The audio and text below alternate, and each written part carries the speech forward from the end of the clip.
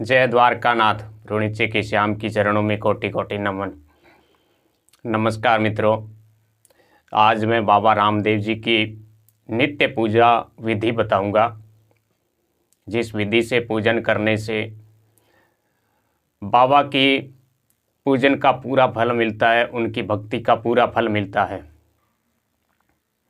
मित्रों, जो बाबा रामदेव जी का ब्रह्म पुराण नामक महाग्रंथ है, उसमें जो विधि बताई गई है, ठीक वही विधि आज आपको मैं बताऊंगा। वीडियो पूरा देखना, बाद में आप कमेंट करेंगे कि हमें इस बारे में समझ नहीं आया है। तो मित्रों, जो भी इंसान शास्त्र विधि अनुसार भक्ति करता है, पूजन करता है, आराधना करता है, उनकी भक्ति है जो सीधा उन परमात्मा, उन परमेश्वर के पास पहुंचती है। जो शास्त्र विधि को त्याग कर अपने मन मुताबिक सेवा का ढंग अपना लेता है, उसे उसकी पूजा का फल भी नहीं मिलता है। भगवान कृष्ण जी कहते हैं कि जो शास्त्र अनुसार पूजन करता है, देवता भी उन पर कृपा करते हैं। तो मित्रों, जो भी नित्य प्रति बाबा रामदेव जी की सेवा साधना करता है, भक्ति करता है, उनके ऊपर बाबा की अपार कृपा होती है और उनके अंतिम समय बाबा उनके साथ खड़े रहते हैं। उन्हें किसी भी जम का फटकारा नहीं लगता, उन्हें जम के दूत नहीं लेने आते, स्वयं बाबा के गण ही उन्हें लेकर आते हैं और श्रेष्ठ में विमान, जो श्रेष्ठ विमान होता है, उसमें ही बिठाकर द्वारकाधीश अपने धाम को लेकर जाते हैं। जो उनकी भक्ति आराधना नहीं करता है, उनकी पूजा नहीं करता है, उन्हें यम के दूत जो है मारते पीटते घसीटते हुए लेकर जाते हैं। इसलिए मित्रों, आप बाबा के भक्त है तो रोज़ाना सिर्फ 10 मिनट निकाल के रही बाबा की भक्ति आराधना पूजा जरूर करना, जिससे आपका जीवन सफल हो जाए। जिसके लिए आप इस धरती पे आए हैं, अपना शरीर का रिचार्ज फिर से करा लें, ताकि आने वाला जन्म जो है आपका अच्छा रहे। आने वाले जन्म में कोई भी किसी प्रकार का कोई रोग दोष, दरिद्रता या कैसी कोई बड़ी बीमारी न आपको सताए। तो मित्रों, सरल विधि जो है आपको मैं बता रहा हूँ, जो ब्रह्म पुराण में वर्णित है, उसी विधि से आप रोजाना बाबा की पूजन करना।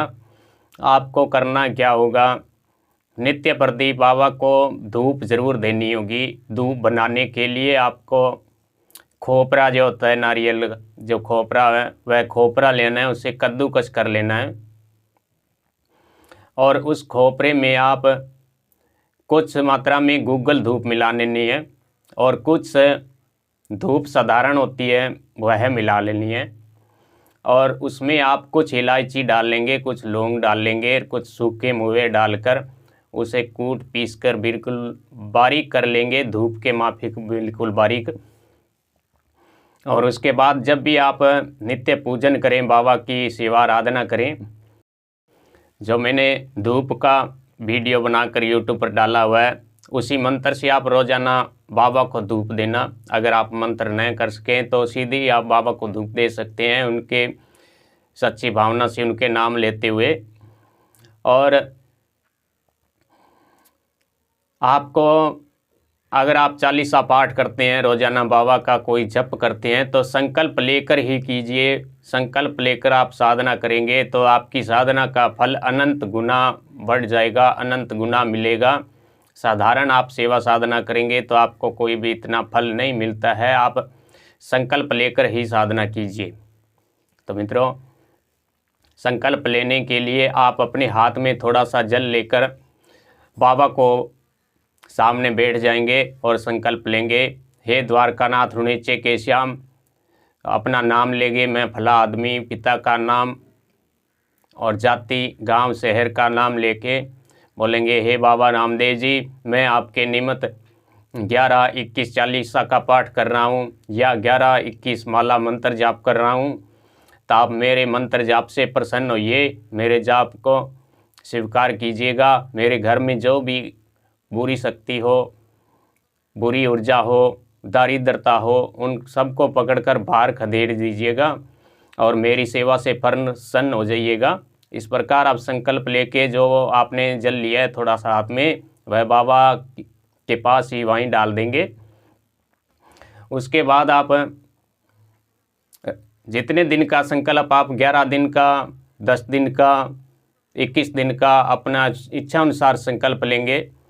अगर आप गृहस्थी धर्म में हैं, शादी हुई है, तो आपको संकल्प में बोलना होगा कि हे द्वारकानाथ, मैं गृहस्थी धर्म का अंदर रहकर ही आपकी सेवा साधना करूँगा, तो मुझे इसका कोई पाप न लगे। इस प्रकार संकल्प लेंगे और उसके बाद आपको इस नियम को दिन में कभी भी नहीं तोड़ना है। अगर आप दिन में इस नियम को तोड़ेंगे तो आपको बहुत बड़ा पाप लगेगा। अगर आप पूर्ण ब्रह्मचारी रहकर ही साधना करेंगे तो बहुत ही उत्तम फल प्राप्त होता है। तो मित्रों, इस प्रकार संकल्प लेने के बाद आपको रोजाना बाबा की चालीसा या पाठ करेंगे, या सीधे ही अगर आप भजन करते हैं तो भजन भी बोल सकते हैं। उसके बाद आप एक दीपक में बीच में जो गोल बाती है वह बाती लगाकर आप बाबा को आरती दिखाएंगे, आरती लगाएंगे, आरती बोलेंगे। बिल्कुल छोटी सी आरती होती है, पीछे में धरासु बाबा रामदेव जी पधारिया, घर अजमल अवतार लिया।